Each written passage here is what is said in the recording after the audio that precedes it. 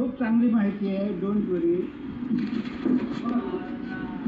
मंडळी हो, माझं नाव गजानन वाघ, माजी सहसचिव मंत्रालय. आणि यांनी मला ओळखलं की मी समाज कल्याणला होतो आणि मी ढेरपोट्या होतो. रोज 30-30 गोळ्या घ्यायचा आणि रिटायर होताना म्हणून की 4-5 वर्षात मरून जाऊ. परंतु माझ्यामध्ये गुण होता की तो म्हणजे लोकांच्या अडचणी आणि समस्या जाणून घेणं. आणि मी काय करायचं, फील्डवर गेलो गोळा करून माझ्या खाण्यापिण्याची सोय करत आणि मग मी त्या गावात जाऊन संजय गांधी, इंदिरा गांधीचे लाभार्थी खरे खोटे शोधायचा. आणि तो एक गुण माझ्यात होता की मी एक वेळा आत्महत्या करायचा प्रयत्न केला रिटायर होताना. कारण मी RTOमधलं भ्रष्टाचार कसा कमी करावा हा एक लेख लिहिला होता 20 पानी, आणि तो विधानमंडळपासून सर्व सचिवांना दिला होता. त्याच्यात आपले प्रसिद्ध सचिव चिडले, त्यांनी माझी DE करावी. नुकतीच तेव्हा देवेंद्र फडणवीस आले होते. म्हटलं अरे बापरे, आता DE म्हणजे रिटायरच्या वर्षातलं अडकवणार. म्हटलं आपण या फॅनपेक्षा या फॅनला लटकवू, म्हणजे काय हे राहते. आणि मग उज्ज्वल होते मला वाचवलं, तर सर्व क्लिअर झालं. आणि मग मी 5 वर्ष बार्टीमध्ये दया आली की हा एवढा गुणवान अधिकारी. आणि 15 ऑगस्ट 21 रोजी तिने माझ्याकडून शपथ घेतली की आईवडील आणि विद्यार्थी यांच्या ध्यानाच्या माध्यमातून एक प्रेम निर्माण करेल. बघा हा किती सिंपल विषय आहे. परवाच आपल्या ज्या मुलीनं आत्महत्या केली ते भलं मोठे इन्कम टॅक्स ऑफिसर आहेत, नवरा बायको. त्यांचा पोरगा शेतकरी आहे, पण ते शांत आहे. ते त्यांनी बघा आमचा पोरगा शिकला नाही, तो शेती करतो. Means they are happy. त्यांच्यात नॅचरल गुण आहे. पण तुमचं आपलं कसं, अगं मी मंत्रालयाचे अरे बाळा तू कसं शिकला नाही तर तुझं नाव मोठं कसं होईल. मग ते नाही हो. तर मग मी भारत मातेला म्हटलं, भारत माते तुम्हाला या बंधनात अडकवलं, आता मी हे पार्ट टाईम जॉब पण सोडून देतो, पण माझ्या आरोग्याचं कसं होईल. त्यावेळेस मी ढेरपोट्या होतो. मला सकाळ संध्याकाळ 30 गोळ्या होत्या BP डायबिटीसाच्या. आणि 4 ऑगस्ट ते 8 ऑगस्ट मला विडीच्या गंज बासुंदाला एक आपल्या भारतातील महान विद्या आहे तप सेवा सुमिरन, तिचा योग आला. आणि मग मी तिथं गेलो. 8 दिवस विद्याचा अनुभव घेतला आणि माझ्या भावाला फोन केला. म्हटलं गड्या ही विद्या अशी आहे त्या आनंदराव भिडेप्रमाणे 20 वर्ष तरी मरू देत नाही, घोड्यावर का टणटण ठेवते. आणि माझ्या त्या गोळ्या सुटल्या, सर्व तब्येत चांगली झाली. तर मग जेव्हा मी वर्षभर त्या विद्येचा अभ्यास केला आणि आता तर मी ध्यासच घेतला की शेवटचा क्षण याच विद्येच्या जनजागरणमध्ये खर्ची घालणार. तर तिच्यात हा ध्यास धरत असताना मग पुढच्या वर्षी आता तुम्ही लोक मोठ्या हौसेने हॅपी बर्थडे साजरा करता, पण मी कधीच साजरा करत नाही. माझी स्टेनो सांगायची, अगं साहेबांना विश नको करू, त्यांना खूप दुःख होते या पृथ्वीवर आपण जन्माला आलो म्हणून, भार वाढवला म्हणून. आणि खरोखर आपल्या 800 कोटी लोकांचा भार जर पृथ्वीवरचा कमी झाला, सांगा बरं पृथ्वी किती सुंदर आणि चांगली राहील. We have to accept it. आत्मरेगुलाने ध्यान करत बसूया.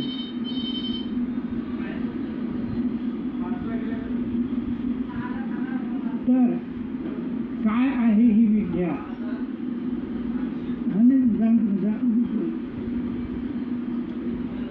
6500 वर्षापूर्वी प्रभू रामचंद्र जे 14 वर्ष वनवासात गेले होते त्याच्यावर आधारित विद्या आहे की साध्या आहारातून सर्व व्याधीमुक्ती, दवामुक्ती.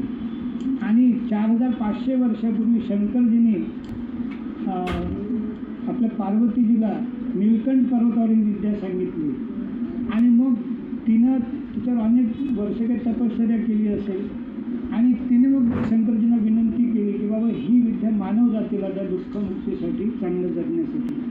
तर ती विद्या शंकरजींनी छोटे छोटे दृष्टांत आणि कथा माध्यमातून गोस्वामी तुलसीदास या ग्रंथात लिहिली. आणि ते 1188 श्लोकमध्ये मी वाचले नाही तर पण गुगलवर वाचलं. शेवटच्या श्लोकमध्ये म्हणतात की जनता जनार्दन हो, मी ही म्हणजे लिहिलेले नाही, हे शंकरजीने माझ्याकडून लिहून घेतलं. तर तुमच्यापैकी कोणी विपश्यना केली असेल तर हात वर करा. केली का एखाद्याने? असू द्या. विपश्यना 2500 वर्षे सुप्त होती आणि ती 1970 साली भारतात जागृत झाली. तर अशाच रीतीनं ही जी तप सेवा सुमिरन विद्या आहे ही 1924 पर्यंत सुप्त होती. 1924 साली एक ब्राह्मण मुलगा बद्रीनारायण त्रिपाठी गंगा किनारी योगासनं करायचा, अतिशय नास्तिक आणि बेरड. तर हा बद्रीनारायण त्रिपाठी त्याची नस तुटली तर योग शिक्षक सांगत की तू आता काही दिवसात मरणार. तर तो म्हणे की मी ते देवावर विश्वास ठेवत नाही, पण जिवंत जर राहिलो तर माझं आयुष्य समाजाला अर्पण करून. तर अशा रीतीनं तो 2 महिने झाले मेलाच नाही. मग गुरुजी अरे तू मेला नाही म्हणे, आता ही देवाची कृपा, आता काय करायचं. तर काहीतरी समाजसेवा करायची म्हणून ते त्यांना एक तिथं गुरु भेटले आणि त्या गुरुंनी 6 महिने रामचरित्रमानस हा ग्रंथ त्यांना शिकवला. आणि 6 महिन्यानंतर त्यांना काय दीक्षा दिली असेल, आशीर्वाद दिला असेल, व्हॉट इट मे बी. जेव्हा ते दुसऱ्या दिवशी त्या गंगा किनारी गेले तर तो गुरुजी गायब. मग हे त्याला विचारत की अहो रोज मला ते शिकवत ते गुरुजी कुठं आहे. त्यांनी 100 दुकानदारांना विचारलं असं. तो एकच उत्तर द्यायचा की तू एकटाच होता, आम्ही तुझ्यासोबत कोणालाच पाहिलं नाही. आणि मग त्यांना ते पटलं की ते शंकरजी होते. आणि मग हा जो गोस्वामी तुलसीदासचा जो ग्रंथ आहे किंवा रामचरित्रमानस आहे, हे काय आहे. आज त्याच्यावर 100 वर्ष संशोधन सुरू आहे. किती वर्षापासून?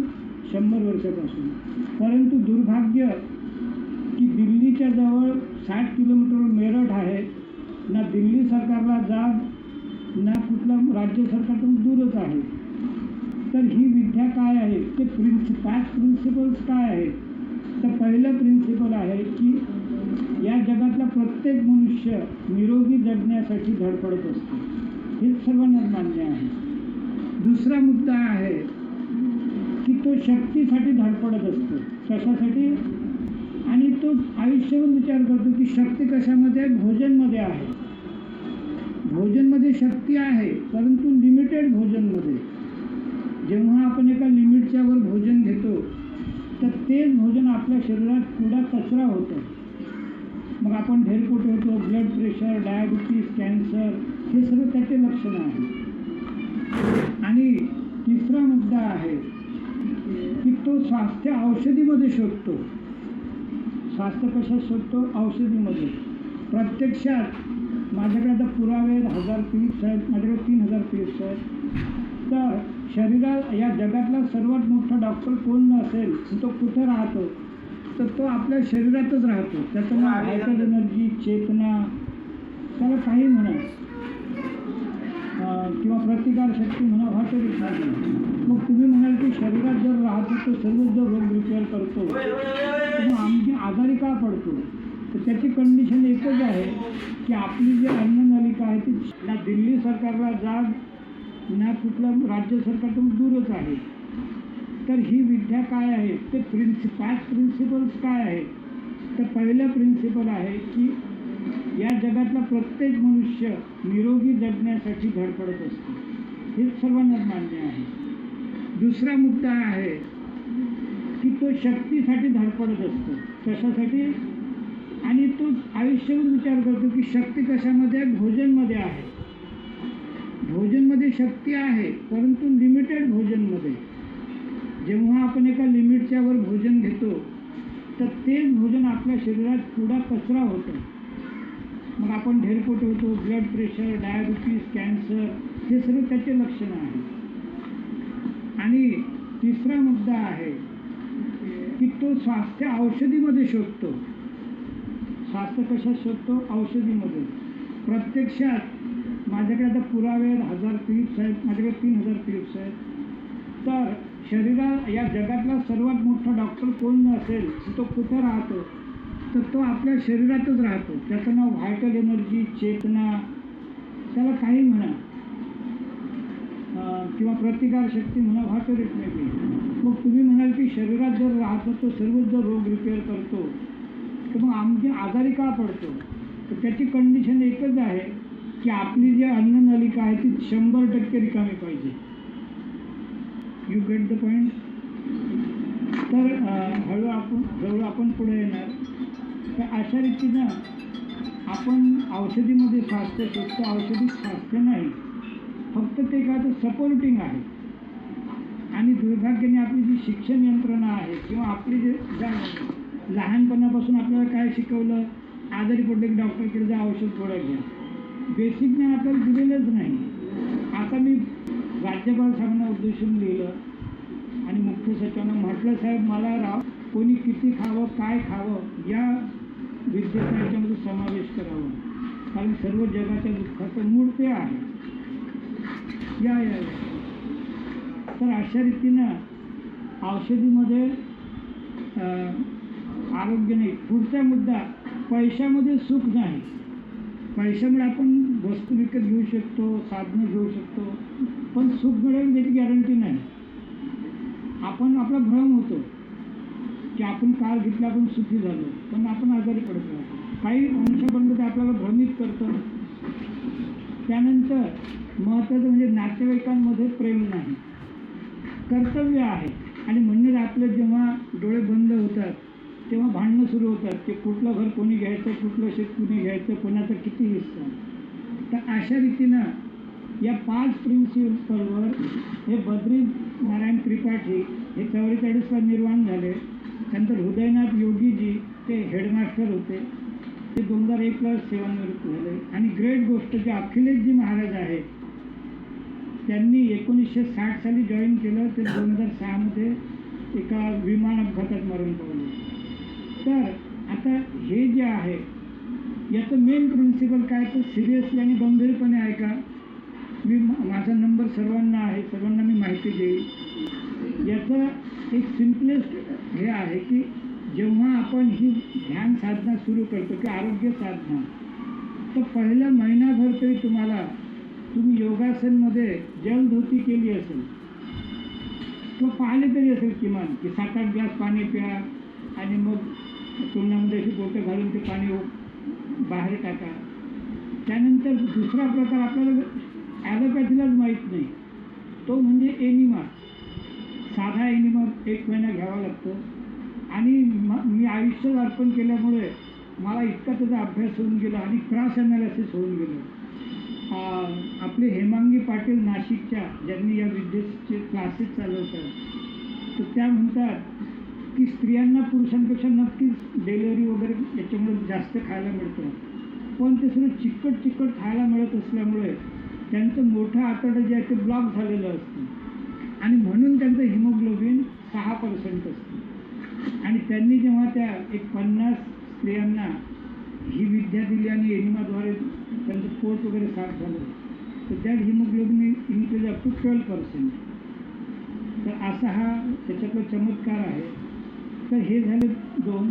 तिसरा, नाश्ता बंद. नाश्ता तुम्ही खाले, आपलं 30 वर्षाच्या वर वय झालं, आपल्याला नाश्ता नको, हा लागलेला नाश्ता आपल्यावर, आणि तो सर्व दुःखाचं मूळ कारण आहे. कारण शिवनोरी ओशीमी तुम्ही नाव ऐकलं असेल की त्यांनी उपवासामधून कॅन्सर मुक्ती, त्याला नोबेल पारितोषिक मिळालं 2016ला. ही गोष्ट आपल्या ऋषीमुनींना 6500 वर्षापूर्वी माहीत होती. आणि म्हणून त्यांनी काय केलं, आपल्या जीवनामध्ये ऋषीमुनींनी सिस्टमॅटिक आरोग्यशास्त्र लावलेलं आहे की पहिलं म्हणजे रोज 16 तास उपवास. म्हणजे शेतकऱ्यांना ते अशी दृष्टांत आहेत, शेतकरी आपल्या मुलाला सांगतो की बाळा, तुला चांगलं जर राहायचं आहे तर संध्याकाळी जेवण केल्यावर तू पाणीसुद्धा घेऊ नको, दुसऱ्या दिवशी सूर्य माथ्यावर आल्यानंतर तू पाणी घे आणि काही पत्तीचं सेवन कर. तर 16 तास उपवास हे त्याचं मुख्य गमक आहे. त्यानंतर आता समजा मी संध्याकाळी 7 वाजता जेवलो, सकाळी एनिमा 1 महिनाभर फक्त एनिमा वमन वगैरे केलं आणि 11 वाजता 50-60 ग्राम पत्तीचा ज्यूस हिरव्या पानांचा, जे बकऱ्या खातात ते. कारण समजा मी खेड्यातला गरीब मनुष्य, तर मी काही 60 रुपये किलोचा पालक नाही घेऊ शकणार, तर बकऱ्या खातात तो साधा जो हिरवा पाला असतो, चिंचेचा, बोरीचा, कडुलिंब सोडा, पण हे जांभूळ, आंबा, बेल, आपले जर आपण गवत किंवा हराळ म्हणतो, तर त्या अशाचा 50-60 ग्राम पाला तुम्ही ज्युसरमध्ये टाका, 1-1.5 ग्लास पाणी टाका आणि लोखंडी चाळणीनं गाळून घ्या.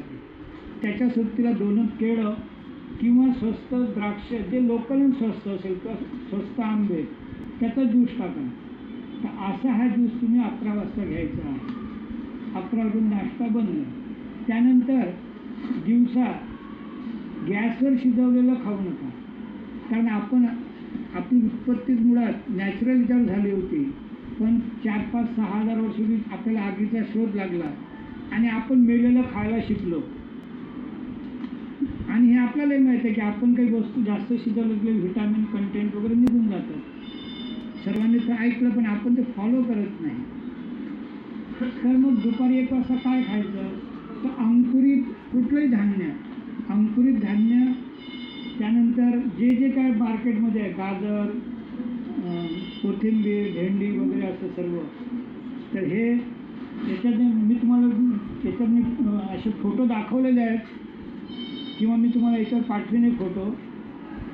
तर अंकुरित धान्य वगैरे असे, आणि गाजर, मुळा, त्यानंतर आपलं जी सकाळची हिरवे पानं आहेत त्याचे 10-15 ग्राम पानं मिक्सरमध्ये टाकून गूळ चटणी टाकून त्याची हिरवी चटणी.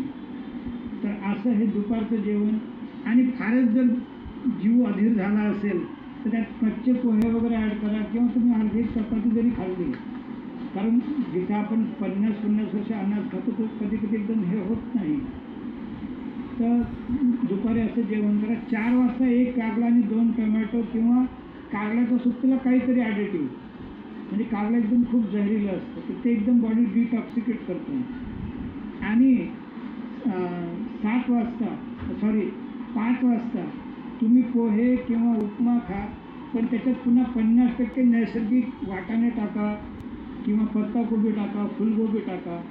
अशा रीतीनं 5 वाजता तुमचा नाश्ता. आणि संध्याकाळी 7 वाजता 1 चपाती किंवा 1 भाकर, 3 वाटा भाजी आणि 1 वाटी डाळ. म्हणजे 20% कार्बोहायड्रेट, 60% शिजवलेली भाजी आणि 20% आपली डाळ. अशा प्रमाणात जेवण करा. तर हे काय झालं शरीराचं तप. आणि मी चॅलेंज देऊन सांगतो की हे तुमच्या हॉलमध्ये तुम्ही त्याची वर्गपणात मी तुम्हाला माहिती देईल. एका 3 महिन्यात जो तो म्हणणार का अरे तुझा गणपतीचा आता हिरो कसा काय झाला, तो तर गणपतीसारखा होता ना. इतकं मनुष्याचं. आता या ठिकाणी बघा, मी लोकांना 2 मिनिटात सांगतो की ही सासू, ही सून, तिची मुलगी, आणि वर बघा ती, ह्या 4ही स्त्रिया एकच आहेत. मी तुम्हाला 30 सेकंदाची क्लिप नंतर ऐकूया. तर याच्यामध्ये एखादा एजिंग फॅक्टर डेव्हलप होतं.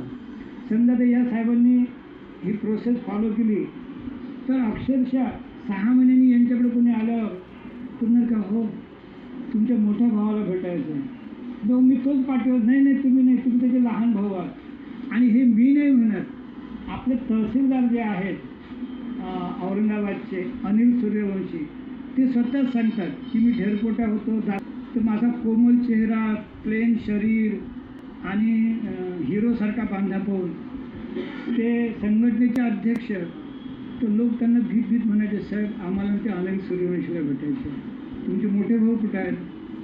मी अनिल सूर्यवंशी. नाही तुम्ही नाही हो, असूच शकत नाही. तर अशी ही चमत्कारिक विद्या आहे. तर यानंतर आपलं आता ही जी स्त्री आहे याची मी तुम्हाला 33 सेकंदाची क्लिप आहे, ती नंतर माझं भाषण झाल्यावर ऐकवतो. आणि 1.5 सेकंदाची BP डायबिटीसची आणि वनिता मानेची कॅन्सरची क्लिप ऐकतो. तर अशी ही आहार प्रणाली आहे. आणि आता महत्त्वपूर्ण, आपण आपल्याला नेहमी काय असतं श्रद्धा, अंधश्रद्धा, आणि हे आमच्या गव्हर्नमेंटचं नाही, हे NGOनी करावं. आपले त्यांना माझी सवय झाली. तर 1966 साली विश्वनाथ दास राज्यपाल, जे ओरिसाचे मुख्यमंत्री सुद्धा होते, आणि मेडिकल कॉलेजचे dean doctor SS Shrivastava MD मेडिसिन, त्यांनी 350 पेशंटवर प्रयोग केला. आणि त्यांना असं दिसलं की 9 दिवस पाणी, लिंबू आणि शहद, दुपारी 1 ग्लास आणि रात्री 1 ग्लास, हा त्या पेशंटला दिल्यावर त्यांच्या तब्येतीत सुधार झाला. त्यावेळेस विश्वनाथ दास यांनी सांगितलं की बा आपण पाश्चिमी विद्यांच्या नादी लागू नका, आपल्या भारतीय विद्येचं महत्त्व ओळखा. फक्त दुर्भाग्य एवढंच की त्यांनी स्वतः लक्ष घालून पुढे त्याचं प्रोसेस केलं नाही, जी उठाडोळ मी आज करत आहोत. You get the point. तर असं त्यांनी त्यावेळेस ते शोध घेतला. आणि मग 1993 सालापासून हे जे डॉक्टर गोपाल शास्त्री आहेत, हे अख्ख्या जगाची धुरा सांभाळतात. मेरठ यांचं ऑफिस आहे, international association of scientific spiritualism. International शब्द काय आहे, तर Akhileshji Maharaj France, America, Denmark बरेच ठिकाणी गेले आणि ही विद्या त्या लोकांनाही माहीत करून दिली आणि त्या ठिकाणी त्यांच्या प्रमाणात ती सुरू आहे. आता याच्यामुळे कुठले कुठले आजार दुरुस्त होतात, तर माझ्याकडे 3000 क्लिप्स आहेत. पण मी मोजक्यात 5-6 क्लिप्स म्हणजे 10-15 क्लिप पाठवतो. कारण लोकांना काय असतं, ते ऐकायला पण कंटाळा येतो. 5-5 मिनिटाची क्लिप असतं. पण जे गरजू असतात तर ते गरजूंनी जरूर ऐकावं, किंवा तुम्ही शिकली सवरली माणसं आहात आणि तुम्ही स्वतःला कमी लेखू नका प्लीज. कारण आपल्याकडे मी क्लार्क, मी typist, you are a part of the system. आता उदाहरणादाखल कसं, कुठेही गेलं तर इतकी गावभरची प्रायव्हसी असते ना, तुम्ही फोन केला सर्व होतं. आणि मग ती साहेब बाहेर पडला, बोलले अहो ते सचिवांनी तुमच्याकडे वाघांना पाठवलं, त्यांचं म्हणणं ऐकून घ्या. म्हणजे बघा, त्या बाईनं फोन केला म्हणून यांना शक्ती मिळाली, मनोबल मिळालं. अदरवाईज हे काय बोलले असते, करू नको नको नको, मला ते सचिवांना विचारावं लागेल, मग असे सादरीकरण करू शकतात काय, कुठला नियम आहे काय आहे. म्हणजे आपण काय करतो, काम केल्यापेक्षा ते हे कसं होईल, सुरक्षित कसं राहू. आणि याच्यावर मी शब्द शोधून काढलेले फार भन्नाट आहेत. मी राजस्थान असं की भोपाळ, त्यांना लिहितो की तुमच्याकडे भारत माता निष्ठावान लोक असतील ना, तर दे विल डू इट. मग तुम्हाला भारत माता निष्ठावान म्हणजे काय बाकी देश सुरू आहेत का, नाही. आपण ते चॅनलमध्ये असतो. कुटुंब पहिले स्वनिष्ठा असते, मग कुटुंब निष्ठा, मग ऑफिस निष्ठा, मग सचिव निष्ठा, मंत्री, पक्ष, कार्यालय, इव्हन भाषा निष्ठा. आता मग भाषा निष्ठा कसं, अरे त्यांनी सर्वात टॉपची काय असतं, भारत माता निष्ठा. तर अशा रीतीनं याच्यात कुठले कुठले आजार आता आपले कव्हर होत आहेत. तर मी तुम्हाला क्लिप्स पाठवीन.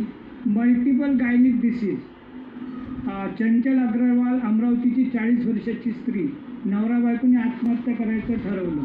10 म्हणजे 1900 म्हणजे तिच्या वयाच्या 23व्या वर्षापासून तर 40व्या वर्षात तिच्या गर्भाशयातल्या 9 गाठी काढल्या आणि डॉक्टर बोलले आता 10वी गाठ काढली की तो अपंग होणार. आणि मग असं माझ्यासारखा कोणीतरी तिचा मामा होता, त्याने आग्रह केला, बेटी चलके तो देख, तास ती चांगली आहे. जया दिलीप काळे, लेक्चरर, अमरावती शिवाजी कॉलेज, तिला 15 वर्ष खाली बसता येत नव्हतं. मायग्रेन, पाठ 4 ठिकाणी तुटलेली अंगवशी. ही घटना 2016ची. आणि सांगून येतो असा विचित्र आजार की ती बिचारी इंग्लिशमध्ये सांगते की मला एवढी युरिनल ट्रॅक्ट इन्फेक्शन होती की 3 महिने 300 पॉवरच्या गोळ्या, 4 महिन्यानंतर 400 पॉवरच्या, 6 महिन्यानंतर 600 पॉवरच्या गोळ्या. म्हणजे कंटाळली होती मी आणि 16 वर्ष मी बसू शकत नव्हते. जेव्हा ह्या विद्येला तिला ह्याला 6 महिन्यात ती बसायला लागली तर तिने व्हॉलंटरी रिटायरमेंट घेतली 10 वर्षाची. तिची क्लिप माझ्याकडे आहे. तर तो लेक्चरर प्रिन्सिपल बोलतो तू मूर्ख आहे, भाड्याने येतं. कारण जो आनंद झालेला असतो की आपण रात्रभर टोंगळे गुडघ्याच्या देण रडायचं, आपलं शरीर कधी चांगलं वाटतही नव्हतं. किंवा माझी गोष्ट घ्या, मला भारतात तुम्ही कुठे जरी बोलावलं की अहो माझ्या भावाचं लग्न इंदोरला आहे, तिथं तुम्हाला आम्ही फक्त 10 मिनिटं देऊ, मी आवडीने येतो. कारण 50 खेड्यातली माणसं तिथं असतात आणि ही विद्या सर्वांपर्यंत सहज पोचते. तर वनिता माने, तिने 2 केमो घेतले, तिला कॅन्सर, ब्लड प्रेशर, डायबिटीज. तिचा मामा म्हणतो तुझी जीना आहे की मरणं आहे. आणि ती ससून हॉस्पिटलमध्ये नर्स, म्हणजे मामा मुझे जीना आहे मेरे बच्चे के लिए. तू 7 दिवस करून बघी साधना. आणि तिने साखळीच्या गोळ्या वगैरे सगळं सोडल्या. आज 10 वर्षानंतर ठणठणीत आहे ती. त्यानंतर त्या मॅडमला मी म्हणतो की तुम्ही आजारांची डिक्शनरी आहात. ज्योती माहूरकर 9 ते 15 ऑगस्ट ह्या शिबिर घेतात पुण्याला. त्यांना किती आजार, 10 प्रकारचे आजार. डोक्यात टक्कल झालेलं, कान 75% बहिरे, डॉक्टरीन बोलली तुझे वरचे 16 दात काढून तिथे कवळ्या बसू. नाशिकच्या डॉक्टर बोलला तुला मोतीबिंदू आहे आणि जीवघेणी ॲसिडिटी, कमरेचा बॉल खराब झालेला, म्हणजे लंगडत चालायची किंवा चालूच शकत नव्हती. आणि अशी ही बाई 85 किलोची 35 किलो झाली आणि मरण्यासाठी खामगावला तिच्या मोठ्या बहिणीकडे गेली. परंतु शेजारी एक सद्गृहस्थ स्त्री होती, रोज तिला ती ज्यूस पाठवायची आणि 15 दिवस ज्यूस घेतल्यावर ती उभी राहिली. आणि आज ती मॅडम या म्हणजे शिक्षिका आहे. शिक्षिका म्हणजे पैसे कमावण्यासाठी नाही. आपण एक MRI काढला तर त्याचा खर्च 12,000 येतो. पण तुमचे कोणी गरीब नातेवाईक समजा पुण्याला गेले तर 6 दिवस विद्या शिकलेत किंवा नाशिकला, तर त्याचा खर्च आहे 3,000 रुपये शिक्षणाचा आणि 3,000 रुपये लॉजचा, म्हणजे 6,000. परंतु कोणी बोललं की आमच्याकडे ते झोपायचे लॉजचे 6,000 3,000 रुपये नाही, तर ठीक आहे बाबा, रात्री हा हॉल रिकामा असून झोपीत होतो, तर 3,000 त्याचं भागू शकतो. तर ती ज्योती आवडकर म्हणते की पुढच्या 1 वर्षाने मी त्या केस कापणाऱ्या बाईकडे गेली. म्हणजे अगं ज्योती, तुझं तर टक्कल पडलं होतं, इतकं काळेभोर केस कसे काय झाले तुझे. त्यानंतर ती डेंटल डॉक्टरकडे गेली. ती म्हणली ज्योती अगं तू कुठलं इंटरनॅशनल औषध घेतलं, तुझे दात एकदम पक्के झाले. आणि डोळ्याचा डॉक्टर तर बोलला बेटी माझं नाव शहा, की दारू बिरू पित नाही आणि हे मीच लिहिलं होतं की तुला मोतीबिंदू आहे, तो मोतीबिंदूचं ऑपरेशन केलं, मग हा मोतीबिंदू गेला कुठं. तर अशाच रीतीनं कानाच्या डॉक्टरकडे गेली तर तो बोललो ज्योती तुझे 75% बहिरेपणा 80% व्हायला पाहिजे होता, तो आता 60%वर आला, हा बदल कसा होत आहे. तर अशी ही महान विद्या आहे. आणि ही आपल्या गोरगरीब जनतेला जर माहीत पडली, कारण हे बघा साठी शासनासारखा दुसरा मार्गही कुठलाच नाही. म्हणजे आपले आशा वर्कर, अंगणवाडी सेविका, ग्रामसेविका, इव्हन आता समजा मी कलेक्टर आहे, एक नगराध्यक्षाचं हे आहे, मी जर गावातला हॉलवाल्यानं इतकं जरी म्हटलं की तुझा हॉल 25% भाड्यात दे बरं, ते भाजीवाला तुझे या भावात दे, तर लोकांना they can provide the services. किंवा आपल्यामधले शिक्षक तयार होतील, जनतेपर्यंत माहिती जाईल.